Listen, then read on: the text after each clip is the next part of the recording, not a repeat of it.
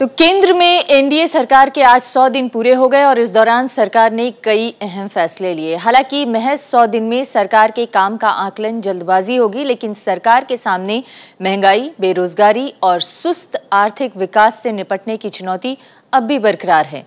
NDA सरकार के कामकाज और चुनौतियों पर है आज की हमारी पहली खबर।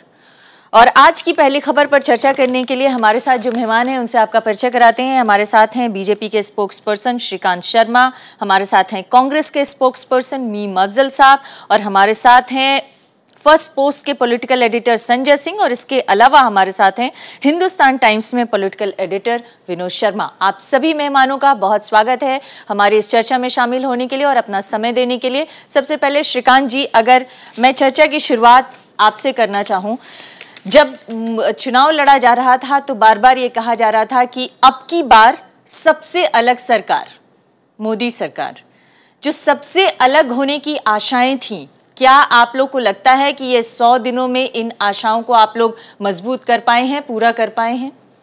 देखिए, सरकार को जो मैंडेट मिला है वो 1826 दिन का मैंडेट है।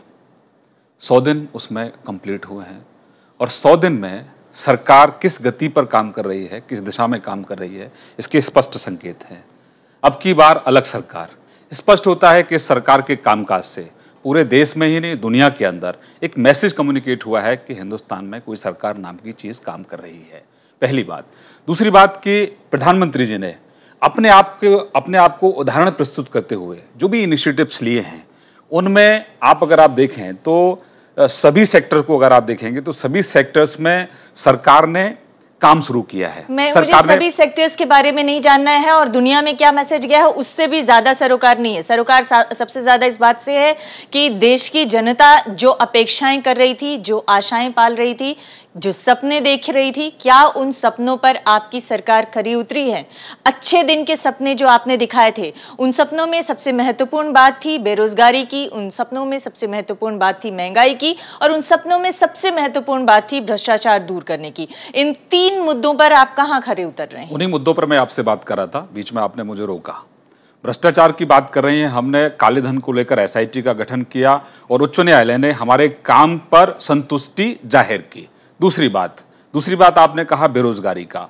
मैंने कहा कि ये 3 महीने का 100 दिन का कार्यकाल है। इस कार्यकाल से सरकार के काम का पता लगता है। जैसे सरकार की काम करने की जो गति है, मैं उसका एक उदाहरण आपको दूंगा। सरकार ने 15 अगस्त को प्रधानमंत्री जी ने एक घोषणा की लाल किले की प्राचीर से और वही घोषणा 13 दिन के बाद 28 अगस्त को पूरे देश भर में वो योजना लागू हुई। उससे 1,50,00,000 गरीब आदमी जो अब तक कहीं ना कहीं देश की अर्थव्यवस्था से कटा हुआ था, अछूता था, उसका बीमा हुआ, उसका बैंक में खाता खुला। कहीं ना कहीं उसको ये लगा कि सरकार मेरे लिए काम कर रही है। उसमें उन नौजवान रोजगारों को एक संकेत है, स्पष्ट मैसेज है कि अगर आप गांव में छोटा व्यवसाय कर रहे हैं, आप परचून की दुकान चलाते हैं, अगर आप छोटा कोई ठेला लगाते हैं, योजना की बात कर रहे हैं, कांग्रेस ने भी इस तरह की सोशल इंक्लूजन की तमाम योजनाएं शुरू की थी। आज आप लोग का जो दावा है उसे विपक्ष क्यों नहीं स्वीकार कर पा रहा है और देश की जनता कितना स्वीकार कर रही है, नहीं स्वीकार कर रही है, इस पर दिखाते हैं एक खास रिपोर्ट और इसके बाद इस चर्चा को आगे बढ़ाएंगे। 26 मई को नरेंद्र मोदी की अगुवाई में केंद्र में एनडीए सरकार ने कामकाज संभाला। इसके बाद सरकार सुस्त पड़ी अर्थव्यवस्था को रफ्तार देने और प्रशासनिक कसावट में जुट गई।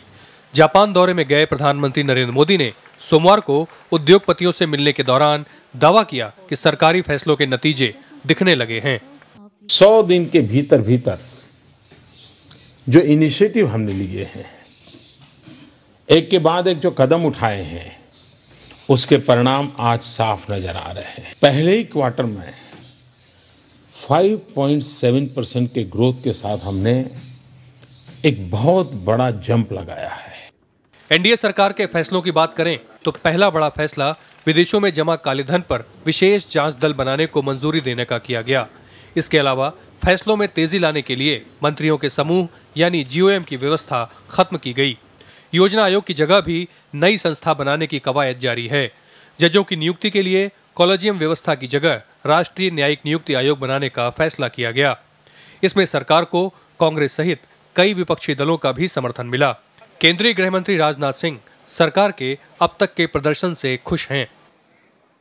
जो डिफरेंट चैनल्स हैं और डिफरेंट जो सर्वे एजेंसीज हैं जो उन्होंने सर्वे किया है, उससे ये बात जाहिर हो चुकी है कि मोर देन 80% पॉपुलेशन इस कंट्री की यह महसूस करती है कि यह Shri Narendra Modi led BJP government is performing very well.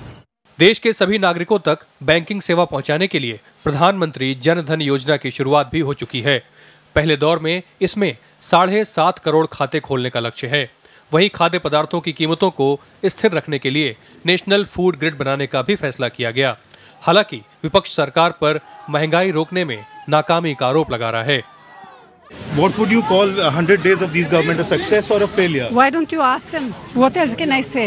And how What about prices? Have they gone down? सेना के आधुनिकीकरण और देश में हथियारों के निर्माण को बढ़ावा देने के लिए रक्षा क्षेत्र में प्रत्यक्ष विदेशी निवेश 26 से बढ़ाकर 49% करने का फैसला किया गया। रेलवे के विकास के लिए 49% विदेशी निवेश को मंजूरी मिली, लेकिन प्रतिपक्ष विदेशी पूंजी निवेश पर भी सवाल खड़े कर रहा है। वो भी विदेशी पूंजी के लिए बेताब थे और ये भी उसी मामले में है, यानी बेताब है ये। और इनने तो ऐसा है ना कि बहुमत इनको मिला, उनके पास बहुमत नहीं था, इनके पास मेजॉरिटी है। पड़ोसी देशों से रिश्ते सुधारना भी सरकार की प्राथमिकता में है। प्रधानमंत्री के शपथ समारोह में पड़ोसी देशों के नेताओं को आमंत्रित करने से ये मंशा समझी जा सकती है। प्रधानमंत्री ने भूटान और नेपाल की यात्रा की तो चीन और पाकिस्तान से रिश्ते बेहतर बनाने की कवायद भी शुरू कर दी, लेकिन पाकिस्तान की ओर से संघर्ष विराम का उल्लंघन करने पर कड़ा रुख भी दिखाया और सचिव स्तर की वार्ता रद्द कर दी। प्रधानमंत्री अभी जापान यात्रा पर हैं और दोनों देश आपसी सहयोग बढ़ाने पर राजी हैं। अंतर्राष्ट्रीय स्तर के साथ सरकार के सामने विकास, महंगाई, रोजगार, बुनियादी सुविधाएं जैसी चुनौतियां भी बरकरार हैं। आंतरिक सुरक्षा, आतंकवाद और पड़ोसी देशों से संबंधों के मोर्चे पर भी निपटना बड़ी चुनौती है। सरकार के 100 दिन पूरे होने पर उत्सव मनाने की परंपरा तब बनी थी जब गठबंधन का दौर था और आंतरिक विवादों के कारण सरकारें अस्थिर हुआ करती थी। लेकिन आज बीजेपी ने जब पूर्ण बहुमत से अपनी सरकार बनाई है तो प्रधानमंत्री नरेंद्र मोदी शायद यह संदेश देने की कोशिश कर रहे हैं कि पहले वे अपने धरातल को मजबूत करेंगे ताकि वादों को अमली जामा पहनाया जा सके। राज्यसभा टेलीविजन के लिए कैमरा पर्सन राज ठाकुर के साथ अखिलेश सुमन। प्रधानमंत्री विदेश दौरे पर हैं, जापान में हैं और वहां से वो दुनिया भर को संदेश दे रहे हैं। इनके मंत्री यहां पर दिल्ली में अपने अपने रिपोर्ट कार्ड पेश कर रहे हैं, लेकिन विपक्ष कई तरह के सवाल उठा रहा है। आइए दिखाते हैं सबकी प्रतिक्रियाएं। हमने 100 दिन में जो प्रोसेसेस है वो ट्रांसपेरेंट किए, एक अधिकारों का विकेंद्रीकरण किया और पर्यावरण रक्षा का पूरा ख्याल रखते हुए निर्णय लिए। सांप्रदायिक तनाव इस देश में इतना बढ़ा है कि बिल्कुल तनातनी है। उसके अलावा पाकिस्तान की तरफ से अतिक्रमण पर अतिक्रमण हो रहा है। चीन भारत के हिस्सों को अपना हिस्सा बता रहा है और ये सरकार पूरी तरह से चुप्पी साधे हुए है। ग्रोथ रेट में अगर देखा जाए तो उसमें यूपीए का योगदान ज्यादा है, क्योंकि इनकी सरकार 26 मई को आई। ये इस खुशफहमी में न रहे कि उनके 100 दिन के कारनामे के कारण जीडीपी बढ़ी है। महंगाई में सब दाम बढ़ ही रहे हैं और सरकार खुद दाम बढ़ा रही है। रेल का दाम बढ़ाया, पेट्रोल का बढ़ाया, सब कुछ हुआ। और अब चलते हैं कांग्रेस के प्रतिनिधि मीम अफजल साहब के पास। मीम अफजल साहब, अभी श्रीकांत जी जो कि बीजेपी के प्रतिनिधि हैं उनसे बातचीत हुई और उन्होंने कहा कि अच्छे दिन की नींव तो हमने डाल दी है, अब काम करना शुरू कर चुके हैं। क्या आप लोग जिस तरह से अच्छे दिन की नींव पड़ी है उससे संतुष्ट हैं? क्या आप क्रेडिट देना चाहेंगे इस सरकार को? देखिए, सबसे पहले मैं ये कहूँगा कि अगर एक लाइन में तबसरा किया जाए तो ओवर प्रोमिसेस हुई हैं और अंडर डिलीवरी है। इन्होंने जो चुनाव लड़ा था उसमें 5-6 मुद्दे बहुत अहम थे। सबसे पहला मुद्दा था महंगाई, जिसके बारे में अभी मोदी जी ने खुद भी कहा और बाकी चीज़ों को लेकर भी कहा कि 100 दिन में परिणाम आने शुरू हो जाएंगे। मैं ये नहीं कह रहा हूँ कि महंगाई एकदम कम हो जाएगी, मैं तो ये एक्सपेक्ट करता था कि परिणाम आएंगे, ये उनका वादा है। लेकिन 100 दिन के अंदर किसी एक वस्तु पर, किसी एक चीज पर अगर 100 पैसे कम हो वो हो गए हों तो बता दिया जाए। तेल पर पैसे ज़रूर कम हुए हैं, यानी पेट्रोल पर, वो इनके श्रेय नहीं जाता है, वो इंटरनेशनल मार्केट में क्रूड ऑयल का जो प्राइस था उसको जाता है। लेकिन दो बार पेट्रोल के दाम गिरे, लेकिन उसके नतीजे में जो महंगाई कम होनी चाहिए थी वो भी नहीं हुई। दूसरा मैं शॉर्ट करके बता रहा हूँ, करप्शन का मामला था जिसको इन्होंने बहुत बड़ा इशू बनाया था। मुझे बताएं पिछले 100 दिन में कितने लोगों के खिलाफ करप्शन को लेकर के कार्रवाई की गई? 100 लोगों के खिलाफ की गई, 50 के खिलाफ की गई, या सिर्फ 10 के खिलाफ ही की गई हो तो वो नाम बता दें। तीसरा इशू था इनका सिक्योरिटी का। सिक्योरिटी किसकी? देश की, खासतौर पर पाकिस्तान और चाइना से, और देश के अंदर सब लोगों की सिक्योरिटी और साथ साथ महिलाओं की सिक्योरिटी। बस ये है कि 100 दिन के अंदर 600 दंगे हुए हैं, ये इनका क्रेडिट है, ये इनकी उपलब्धि है। पाकिस्तान के साथ के लेकर के कम से कम मोदी जी ने 20 तकरीरें इलेक्शन के दौरान की थी और उसको तकरीबन एक दुश्मन मुल्क करार दे दिया था। लेकिन पावर में आते ही उन्होंने सबसे पहला इन्विटेशन पाकिस्तान को दिया। हम जब थे तो कहते थे पाकिस्तान से कोई बात नहीं होनी चाहिए, और हमने 2013 में बातचीत बंद कर दी थी। आपने अपनी जो चिंताएं हैं और जो आपके सवाल हैं उसे उठाया है, बखूबी उठाया है। भ्रष्टाचार हो, बेरोजगारी हो, सुरक्षा दो इशू और हैं, वो और सुन लीजिए बहुत संक्षेप में। एक था ब्लैक मनी का। हाँ, ब्लैक मनी इन्होंने कहा था हम 150 दिन के अंदर वापस लाएंगे, तो 150 दिन के अंदर ये 100 रुपए भी वापस नहीं लाए हैं। इन्होंने कहा हमने एसआईटी का गठन किया है, वो इन्होंने नहीं किया, सुप्रीम कोर्ट का ऑर्डर था, हमारे जमाने में हुआ था, और इन्होंने पहली कैबिनेट मीटिंग में उसका गठन करके कह दिया था कि हम बड़ा जबरदस्त काम करने वाले हैं, लेकिन अभी तक कोई जबरदस्त काम दिखाई नहीं दे रहा। नहीं, वो महिलाओं की सुरक्षा, सोशल मीडिया के जरिए इन्होंने यूथ को बहुत अट्रैक्ट किया था और ये कहा था कि हम नौजवानों को रोजगार देंगे। मुझे ये बता दें कि पिछले 100 दिनों में कोई एक स्कीम ऐसी बता दें जिसके जरिए सिर्फ 100 लोगों को, 100 बच्चों को रोजगार मिला हो। चलिए, आपने एक एक करके 5 मुद्दे गिनाए। मुझे लगता है बहस के लिए और दूसरे पैनलिस्ट को भी इसमें शामिल करना चाहिए। कांग्रेस पार्टी 5 मुद्दों को शामिल करिए। मैंने 3 मुद्दों को किया था, 2 और मुद्दे उन्होंने और जोड़ दिए। लेकिन क्या अभी इतना वक्त गुजर चुका है कि हम उन तमाम मुद्दों पर अभी से शुरुआत करना, मतलब आकलन करना शुरू कर दें सरकार का कि उसने परफॉर्मेंस ठीक किया कि नहीं किया, या फिर इनको थोड़ा और वक्त देना चाहिए कि नींव तो तैयार हो गई है, इरादे तो नेक हैं, अब चलने की जरूरत है और वो अब आगे चलेगी सरकार उस पर? देखिए, ऐसा है कि एक तो मेरी जाती राय है कि 100 दिन में आप किसी भी सरकार का आकलन नहीं करना चाहिए, वो उचित नहीं है। लेकिन चूंकि 100 दिन सरकार के अपने लोग भी बोल रहे हैं और आप भी प्रोग्राम कर रहे हैं, तो फिर उस पर विवेचना तो करनी पड़ेगी। हम तो इसलिए कर रहे हैं क्योंकि चाहे वो विपक्ष हो चाहे खुद सरकार के मंत्री हो, अपने रिपोर्ट कार्ड खुद पेश कर रहे हैं, तो विपक्ष की तरफ से पेश किया जा रहा है, इसलिए सरकार भी 100 दिन मना रही है, तो फिर उस पर क्रिटिसिज्म भी होगा और प्रेज भी होगी जी। मेरी नज़र में जो सबसे अहम मुद्दा आज के दिन है, 5.7% इकोनॉमिक ग्रोथ हुआ, भले ही किसी का कंट्रीब्यूशन हो, एक अच्छी खबर है।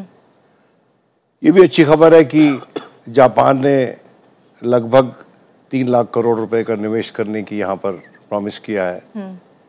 ये भी अच्छी खबर है कि जो फाइनेंशियल इंक्लूजन के डायरेक्शन में कदम उठाया गया है, गरीब लोगों का बैंक अकाउंट्स वगैरह, ये सब अच्छी खबरें हैं।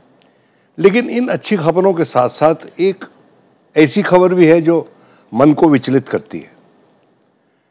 मेरी नज़र में इस सरकार की इकोनॉमिक पॉलिसी, इसकी सरकार की जो सोशल पॉलिसी है, वो इकोनॉमिक पॉलिसी से सटीक नहीं बैठ रही। प्रधानमंत्री ने लाल किले की प्राचीर से एक बहुत ही बैलेंस्ड और अच्छा भाषण दिया था मेरी नज़र में, और बाध्य कर दिया था हम जैसे क्रिटिक्स को भी कि हम उसकी तारीफ करें।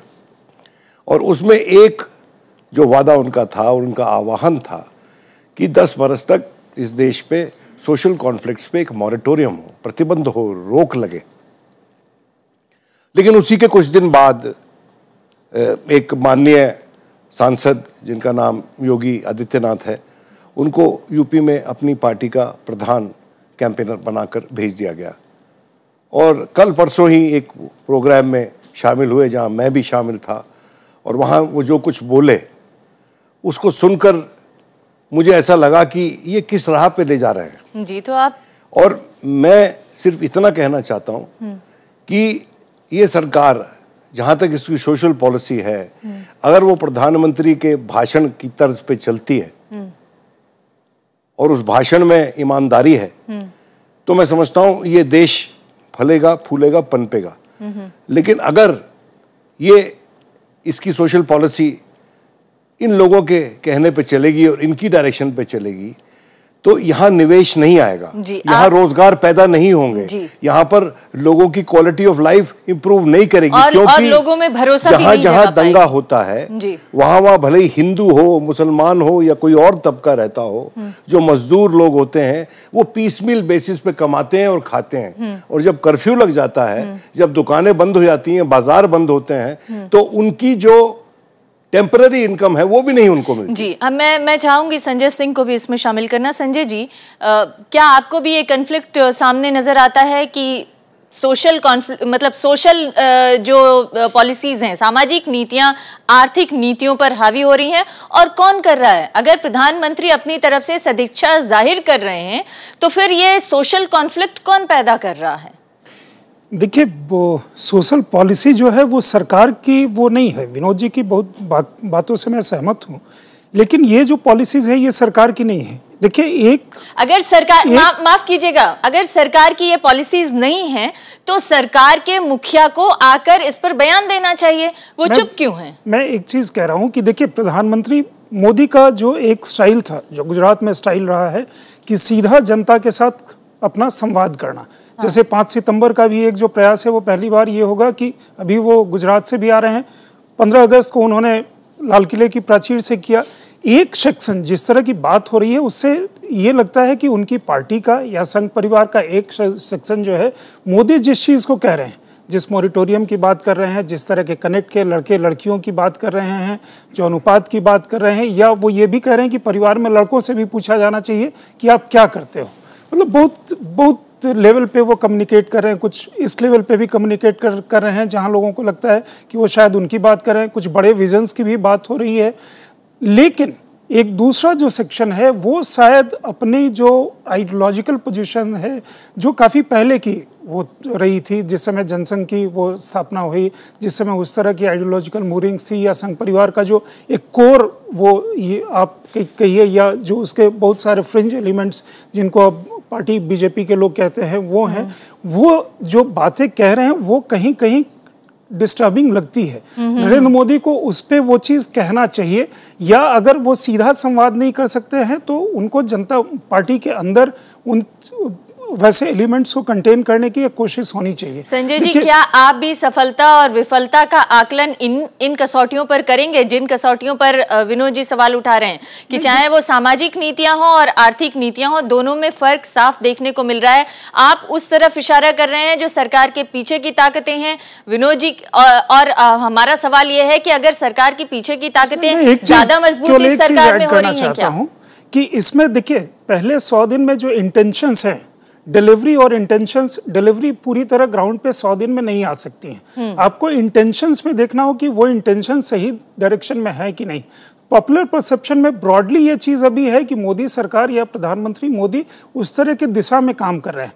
देखिए, कई बार ये हो रही है कि सरकार के जैसे एक्सपेंशन की बात सडनली वो 100 दिन में नहीं हो रही, क्योंकि लोगों ने ये चीज़ मान लिया है कि शायद मोदी इस स्कीम के तहत काम कर रहे हैं जहां उनकी तरफ सेंट्रलाइजेशन ऑफ पावर है, एक प्रेसिडेंशियल सिस्टम के तरह की व्यवस्था इस देश में काफ़ी हद तक वो कायम होती हुई दिख रही है। हालांकि मोदी सरकार के मंत्री कह रहे हैं कि पावर्स डिसेंट्रलाइज हुआ है। हाँ, अभी प्रकाश जावड़ेकर ने अपने बयान में यही कहा कि पावर का डिसेंट्रलाइजेशन हो रहा है, लेकिन हकीकत में देखने को मिल नहीं रहा। श्रीकांत जी, आप इस पे कुछ जवाब देना चाहेंगे? 2 महत्वपूर्ण बातें उठाई गई, एक तो पावर किस तरीके से चल रहा है आपकी पार्टी के अंदर और सरकार के अंदर, और दूसरा महत्वपूर्ण बात कि आर्थिक नीतियों पे क्या सामाजिक नीतियां हावी हो रही हैं और चला कौन रहा है, और क्यों नहीं आपकी सरकार इस पर जवाब दे रही है?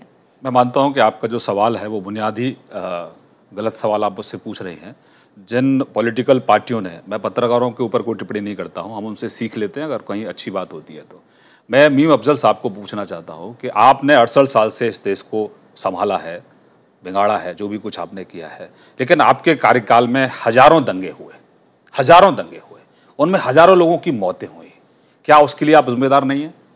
और अभी जिन 15 साल से जिन पॉलिटिकल पार्टियों का समर्थन आप अपने भ्रष्टाचार को, मेरी बात सुन लीजिए, 10 साल में कितने दंगे हुए इसका आंकड़ा आप दे दीजिए। मेरी बात सुन लीजिए, पहले आप 10 साल के दंगों का आंकड़ा दे दीजिए। हजारों दंगे कहने का मतलब क्या है भाई? मैं 1 साल का ही दे दूं आपको। हाँ। जिन पॉलिटिकल पार्टियों ने 15 साल से उत्तर प्रदेश को जलाने का काम किया, वहां सिर्फ मजहब की राजनीति लोगों ने की, वोट बैंक की राजनीति की। ऐसी पॉलिटिकल पार्टी के जो प्रवक्ता है वो हम पर आरोप लगा रहे हैं 2013 के अंदर उत्तर प्रदेश के अंदर 247 सांप्रदायिक दंगे हुए, 8,000 महिलाओं के साथ बलात्कार की घटना हुई, 38,000 से ज्यादा हिंसक झड़पें हुई। क्या ये वहां समाजवादी पार्टी का निकम्मापन नहीं है? क्या आपको लगता नहीं है कि आप सिर्फ वोट बैंक के लिए वहां राजनीति कर रहे हैं? कोई भी बहन हो, किसी भी जाति की हो, किसी धर्म की हो, अगर उसके साथ जाति होती है और आप जो जाति करने वाले लोग हैं उन्हें सिर्फ एक धर्म के नाम पर, वोट के नाम पर अगर आप उनको छोड़ते हैं, तो क्या ये लोकतंत्र है? क्या ये दंगे किसके कहने पर दंगे हो रहे हैं? दंगों का गुनाहगार कौन है? 3 महीने की सरकार है, 100 दिन की सरकार है और ये कानून व्यवस्था राज्य का काम है। अगर केंद्र से आप मांगेंगे, आप पैरामिलिट्री फोर्स मांग सकते हैं, आप आर्मी मांग सकते हैं। हमने कब मना किया आपको? आपने सहारनपुर जल गया, 168 दुकानें वहां जल गई।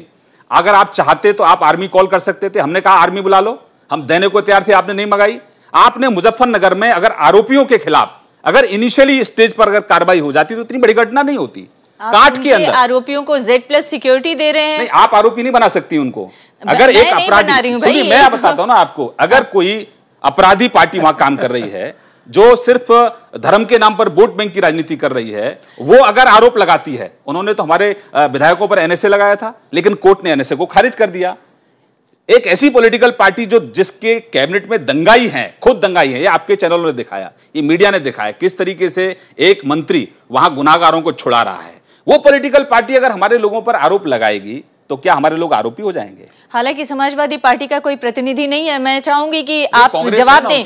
आप जवाब दें मीम अफजल साहब, अगर 2013 में इतने दंगे हो रहे थे तो आप लोग क्या कर रहे थे? क्यों नहीं आप लोग समाजवादी पार्टी को कंट्रोल कर पाए या अपनी तरफ से उसकी मदद कर पाए? सहारनपुर में तो इनका सांसद है जो सांसद का चुनाव लड़ा है, उसी के संरक्षण में दंगे हुए। तरफ से जो कार्रवाई होनी चाहिए थी, सेंटर में हम थे, हमारी तरफ से जो कार्रवाई होनी चाहिए थी हमने वो की। दूसरी बात ये भी मैं आपको बता दूं कि शायद इतनी बहस हुई उस पर और हर चैनल पर हमने समाजवादी पार्टी को कभी बख्शा नहीं, लेकिन भारतीय जनता पार्टी और आपके नेता गए मुजफ्फरनगर, एक धर्म विशेष के लोगों से मिलकर आए, नौजवान आदमी है, उनको लगा नहीं कि बाकी सब लोगों से भी मिलना चाहिए। सुन लें आप, जरा सुन लें आप भी जरा सा सुन लें। मैं जो कह रहा हूं कि आप नौजवान हैं, बहुत अच्छा बोलते हैं और मैं चाहता हूं और भी अच्छा बोलें आप, लेकिन एक बात जहन में रखिए कि आपके दौर में अगर कोई गलत काम होता है तो पिछले किसी दौर के गलत कामों की वजह से आपको सर्टिफिकेट नहीं मिल जाता उस काम के करने का। आप तो एक अनोखी राजनीति लेकर के चले थे। मोदी जी तो देश का बिल्कुल ही एक नया चेहरा पेश करने वाले थे। उन्होंने तो एक नई पॉलिटिक्स शुरू की जिसके अंदर उन्होंने खुद भारतीय जनता पार्टी को माइनस कर दिया और वो अकेले आदमी दिखाई दे रहे हैं आज। देखिए, जिस परिवारवाद की आप उपज हैं, मंत्री लोग जिस परिवारवाद की आप उपज हैं, मंत्री लोग आपको कम से कम ऐसी टिप्पणी शोभा नहीं देती। चाहे आपके बड़े-बड़े लोग हों, रोकना चाहूंगी सब माइनस है। हमने आज इस बहस को इसलिए ऑर्गेनाइज किया था कि हम चाहते थे कि आपकी उपलब्धियों पे बातचीत। वो है मोदी जी का अकेला, अपना परिवार अकेले। तो मैं ये कह रहा हूं कि आपके यहाँ आपको इस बात का सर्टिफिकेट नहीं मिल जाता कि आप पुराना कोई वाकया दोहरा करके आप ये कहें कि आपके दौर में ऐसा हुआ था इसलिए आप हमारे ऊपर क्यों उंगली निकालते। जब हमारे दौर में हुआ तो किसी ने छोड़ा नहीं है। ये हमारे शर्मा जी बैठे हुए हैं, सिंह साहब बैठे हुए हैं और अमृता जी खुद बैठी हुई हैं। इन्होंने कितने दंगों के बाद हमसे बहुत टेढ़े सवाल किए हैं। आप सिर्फ ये आपकी मांग ये है कि जब आपका मौका आया, जब बीजेपी का मौका आया तो क्यों नहीं उसे सुलझाने की कोशिश करी है? विनोद जी, क्या ये बहस कुछ अलग डायरेक्शन में आपने घुमा दी? क्योंकि हम बात कर रहे थे आर्थिक नीतियों की। डायरेक्शन में बात नहीं घुमाई। हम बात कर रहे थे आर्थिक नीतियों में जो समाज के सपने थे, विकास की राह पे चलने के लिए। क्या ये जो सामाजिक नीतियां है उसकी तरफ जो विनोद शर्मा जी ने कही वो भी तो उपलब्धि है। सुनिए, नहीं मैं देखिए, यहाँ पर मैं एक सिर्फ सचेत कर रहा हूँ भारतीय जनता पार्टी को कि प्राइम मिनिस्टर की इकोनॉमिक पॉलिसी और भारत की इकोनॉमी का उत्थान ऐसे समाज के भीतर नहीं हो सकता है जिस समाज में उसका बाशिंदा एक बड़ा तबका और तबका विचलित हो। और कोई भी लोग देखो 2002 में, और ये सच्चाई है, it is not a criticism, 2002 के बाद गुजरात में इन्वेस्टमेंट की बहुत बड़ी समस्या हो गई और जिसको नरेंद्र मोदी ने झेला और उसके बाद इन्वेस्टमेंट गुजरात में आनी शुरू हुई। मेरा सिर्फ इतना कहना है कि प्रधानमंत्री को योगी आदित्यनाथ जैसे लोगों पर और ऐसे लोगों पर अंकुश लगाने में देर नहीं करनी चाहिए। ये सरकार अगर अपनी इकोनॉमिक फिलॉसफी को पुख्ता तरीके से चलाती है और ये जो इनिशियल जो सिम्टम्स हैं 5.7% ग्रोथ, इसमें दोनों सरकारों का योगदान है, ये भी बात सच है। अगर ये बनी रहती है तो उसके चलते धन अर्जित होगा, उसके चलते इन्वेस्टमेंट्स आएंगी, उसके चलते रोजगार बनेंगे और भारतीय जनता पार्टी को किसी और तरीके से इलेक्शन जीतने की जरूरत नहीं पड़ेगी। मुझे याद है जब कम्युनल वायलेंस बिल आया था और ऐसे ही भाजपा के एक प्रवक्ता हमारे मित्र हैं प्रकाश जावड़ेकर, और उन्होंने उसका विरोध ये कह के किया था कि 21वीं शताब्दी में कोई भी पॉलिटिकल पार्टी दंगे करवा के इलेक्शन नहीं जीत सकती और इसलिए इस बिल की जरूरत नहीं है। आप समझिए ना मेरी बात। और वो उस समय बड़ा सटीक आर्गुमेंट था और मैं समझता हूं आज भी उस आर्गुमेंट को लागू करना चाहिए। भले देखिए दंगे में दो समाज होते हैं, दो हाथों से ताली बजती है और दो ही तरफ से एग्रेशन होता है, तो इसलिए it takes two to tango. उन लोगों को अलग करके उनमें भाईचारा बढ़ाना चाहिए। की कमी है विनोद जी, लेकिन एक बड़ा सवाल है कि आप लोग बार बार चुनाव के दौरान और चुनाव के बाद भी ये नारा देते रहे कि सबका साथ और सबका विकास करेंगे, लेकिन एक वर्ग अगर समाज का अपने आप को असुरक्षित महसूस करता है, उस पूरे समाज को आप साथ लेकर नहीं चल पाते हैं, तो फिर सबके विकास का नारा कैसे आगे बढ़ा पाएंगे आप? और आप आर्थिक रूप से अगर आगे बढ़ भी पा रहे हैं तो जो चिंताएं विनोद जी जाहिर कर रहे हैं वो कैसे पूरी होंगी? देखिए, सबका साथ सबका विकास, एक भारत श्रेष्ठ भारत, ये हमारा संकल्प है, हमारा नारा है। और ये नई बात नहीं, हम पर लोग आरोप लगाते रहे, लेकिन हम धीरे धीरे अपने लक्ष्य की तरफ बढ़ते रहे। और हमारा जो काम है, हमारा काम बोलता है। हमारी अब तक की जो राज्य सरकार हैं उनका आप आकलन करें, अभी हमारी 3 महीने की सिर्फ 100 दिन की हमारी केंद्र की सरकार है, उसके काम के आकलन पर आप ये तय करें कि इस देश में अब दौर घृणा की राजनीति का दौर नहीं है। इस देश में अब विकास चाहता है, चाहे कोई किसी भी पॉलिटिकल पार्टी का नेता हो। अगर घृणा की राजनीति का दौर नहीं है तो आपकी पार्टी के नेता क्यों नहीं योगी आदित्यनाथ को जो मेन कैंपेनर बनाया है उत्तर प्रदेश में, उसको हटा दें? आप ये बात करें, कौन कहां कैंपेन करेगा, कौन कहां संसद में बोलेगा नहीं बोलेगा, आपके यहाँ कौन एंकर करेगा, कौन गेस्ट आएगा, ये तय कम से कम ये आपका चैनल है, आप तय करें, ये हमारी पार्टी है, हम तय करें। लेकिन सरकार के काम पर आप बताइए, सरकार का जो काम है, सरकार का काम जिस मकसद से, जिस भरोसे के साथ 125 करोड़ जनता ने हमको चुना है, हम उस जनता के भरोसे को आगे बढ़ा रहे हैं, उस जनता के भरोसे को हम नहीं तोड़ रहे हैं। और जहां तक वो मेरे को कह रहे थे, मेरे मित्र कांग्रेस के मित्र कह रहे थे कि आप रोजगार नहीं दे रहे हैं। अरे हमने वाजपेयी जी की सरकार में 6 करोड़ लोगों को रोजगार दिया। अभी एक छोटी सी धनजन योजना है, उसी में हम 50,000 लोगों को तो बैंक मित्र का रोजगार मिल रहा है और 40,000 उसमें एटीएम हम लोग खोल रहे हैं, 7,000 बैंक का खोलने का प्रावधान है। ये एक छोटा सा उदाहरण मैंने आपको दिया। एक आखिरी सवाल संजय जी आपसे जानना चाहूंगी मैं, क्या सबका साथ सबका विकास का जो नारा है बीजेपी का, वो उसमें सबका विकास को सुनिश्चित कर पा रही है? जिस तरह की चिंताएं जताई जा रही हैं बार बार कि आर्थिक विकास की दिशा में भले ही आगे बढ़ पा रही हो, लेकिन सामाजिक विकास की दिशा में अभी वो सबके अंदर सुरक्षा की भावना नहीं पैदा कर पा रही है। और जिस तरह के बयान, चाहे वो बीजेपी के नेताओं के हों, चाहे वो संघ के नेताओं के आ रहे हैं, उसमें क्या ये सुनिश्चित हो पाएगा कि सबका विकास एक साथ लेकर कर पाए और श्रेष्ठ भारत बना पाए? देखिए अमृता, एक तो दूसरी चीज़ ये है कि अगर ये पूरा चीज़ यूपी के बाई इलेक्शन को लेकर के हो रहा है, तो मेरी समझ में एक चीज़ नहीं आता कि यूपी का बाई इलेक्शन जो है वो उत्तराखंड के साथ ही क्यों नहीं हो सकता था। मतलब ये भी एक चीज़ है जो इलेक्शन कमीशन को भी सोचनी चाहिए। दूसरी चीज़ ये है कि सोशल पॉलिसीज़ की अगर चीज़ है, तो अगर जो लड़कियों के लिए हर स्कूल में एक अगर टॉयलेट बनने की भी बात है, अगर मोदी सरकार उस टारगेट को भी समय से अचीव कर लेती है तो वो भी एक काफ़ी बड़ी चीज़ होगी, क्योंकि डिलीवरेबल्स पे इंटेंशंस अच्छे हैं। अगर डिलीवरेबल्स पे अगर मोदी सरकार खरी उतरती है तब वो सरकार सही मानी जाएगी। क्योंकि देखिए, वादे, प्रॉमिसेस, इंटेंशंस, अभी वो सभी कुछ वो अच्छा लगता है। मोदी एक बहुत अच्छे स्पीकर हैं, वो किसी को भी मेस्मराइज कर सकते हैं। उन्होंने किया है, वोट्स उन्होंने पाए हैं। जापान में भी जाकर के उन्होंने काफ़ी अच्छा भाषण दिया है, हिंदी में बोल रहे हैं, डोमेस्टिक ऑडियंस भी उसको सुन रही है, आगे भी वो बोलेंगे। लेकिन ये जो चीज़ें हैं, बहुत सारी चीज़ें जैसे स्वच्छ भारत और निर्मल, वो तमाम चीज़ें जो हैं, इस सरकार के सामने चुनौतियां काफ़ी ज़्यादा हैं। मोदी सरकार से एक्सपेक्टेशन काफ़ी ज़्यादा हैं। एस्पिरेशनल इंडिया है ये जो देश है, इस देश के जो लोग हैं वो डिलीवरी चाहते हैं। वो डिलीवरी शायद जो कांग्रेस सरकार से उनको नहीं मिल सकी थी, इसलिए चुनौतियों का जो है और एक्सपेक्टेशन का भी है। तो अगर मोदी, क्योंकि इस सरकार में सारा कुछ प्रधानमंत्री के वो नाम से चलता है, तो अगर 5.7% का ग्रोथ रेट तो अच्छा लगता है, ये एक्चुअली किस तरह से वो पैन आउट आगे करता है, कहाँ जा करके वो, जैसे नौकरियों की वो बात है, ठीक है, कुछ नौकरियां का सृजन होगा, वो जापान से भी काफ़ी इन्वेस्टमेंट वो मांग रहे हैं, उससे भी सृजन होगा। हमारा सवाल कुछ और था संजय जी, हमारा सवाल ये था कि ये सब कुछ तो हो रहा है और इसके लिए सरकार को क्रेडिट भी दिया जाना चाहिए, लेकिन जो होना चाहिए, जिसमें सबको साथ लेकर आगे बढ़ने की बात बार बार सरकार करती रही और बीजेपी करती रही, क्या वो हो पा रहा है कि नहीं? खैर, वो एक एरिया है जहां मोदी सरकार को उस चीज को कंटेन करना होगा। संजय जी, मैं ये कहूंगा कि ये जो सरकार की योजना है वो 125 करोड़ जनता के लिए है, किसी एक व्यक्ति, बीजेपी के व्यक्ति के लिए नहीं है। वो 125 करोड़ जनता उसमें शामिल है। अगर सड़कें अच्छी बन रही हैं, अगर रोजगार सबको मिल रहा है तो वो सबको मिल रहा है। अगर देखिए, पेट्रोल के दाम कम हुए तो सबके लिए कम हुए, एलपीजी के दाम,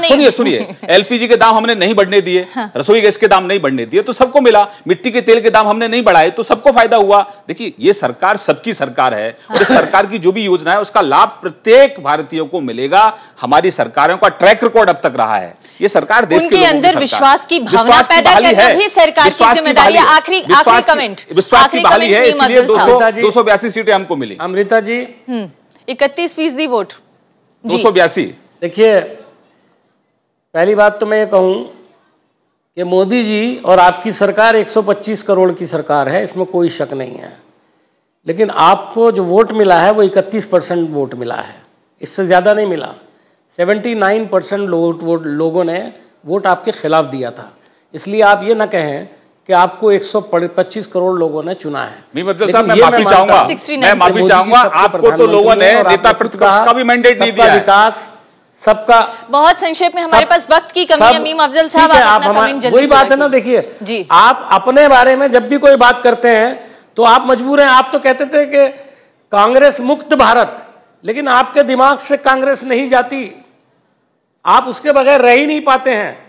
और मैं आपको बताऊं, अभी तक जितनी नीतियां आपकी चल रही हैं वो सब कांग्रेस सरकार की नीतियों की कार्बन कॉपी है। हमने आपके भ्रष्टाचार को कार्बन नहीं किया, जो है ना, उसको इसका क्रेडिट आप हमको दे दो कि आपके भ्रष्टाचार को हमने कार्बन नहीं किया।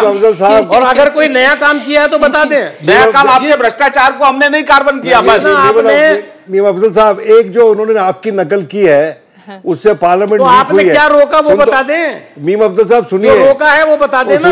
मैंने तो पूछा 10। मीम अफजल साहब सुन लीजिए, विनोद शर्मा आपसे कुछ सवाल करना चाहते हैं। 2G पे आपने जेपीसी नहीं कंसीड की जी, और वो मामला कोर्ट में चला गया।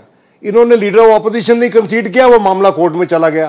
दोनों केसेस में पार्लियामेंट की जो सॉवरेंटी है वो वीकन हुई। मुझे इस बात से, मैं पार्लियामेंट्री डेमोक्रेसी में बहुत बिलीव करता हूं, भले ही कोई पार्टी पावर में हो। और ये जो एलओपी का मसला था, ये पार्लियामेंट के भीतर रिजॉल्व हो सकता था। अब डेफिनेशन एलओपी की सुप्रीम कोर्ट देगा। मैं समझता हूं ये जो रस्साकशी की राजनीति होती है और जो पार्टीशन राजनीति होती है, उसके चलते हमारे देश में पार्लियामेंट परस्पर वीकन हो रहा है। जो कि देखिए, सुप्रीम कोर्ट है इस देश में, लेकिन जो सुप्रीम इंस्टीट्यूशन इस देश का है वो तो पार्लियामेंट है, उसको सॉवरेन इलेक्ट करता है। मैं और आप सॉवरेन है, तो इसलिए इस पे दोनों पार्टीज को विचार करना चाहिए। जी, तो हम इसी चर्चा के साथ यहाँ पे खत्म करना चाहेंगे। हमारे पास वक्त की कमी है। उम्मीद है कि अभी तो सिर्फ हम 100 दिनों के कामकाज पर बात कर रहे हैं, लेकिन आने वाले दिनों में आपने जो नारे और जो वादे किए हैं उसको पूरा करेंगे और सबको साथ लेकर चलने का जो आपका वादा है वो पूरा होगा। बहुत बहुत शुक्रिया आप सभी मेहमानों का। ये थी आज की हमारी पहली खबर।